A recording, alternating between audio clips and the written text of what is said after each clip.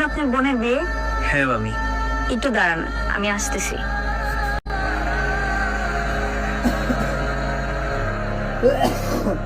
এই নেন, এখানে কিছু গিফট আছে আপনার বোনের জন্য, আপনার বোনকে দিয়েন। আর শুনেন, ঠিক টাইম আপনি চলে আসবেন, নয়তো আপনার স্যার রাগ করবে। ঠিক আছে মামি। আসসালামু আলাইকুম। ওয়ালাইকুম আসসালাম।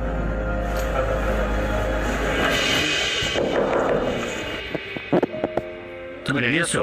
হ্যাঁ, আমি রেডি আছি। হ্যাঁ চলো তাহলে আমরা ঈদের মার্কেটে করে নিয়ে আসি। আচ্ছা, তুমি কিছু খেয়ে নাও। না এখন কিছু খাবো না, একবার এসে খাবো। চলো চলো।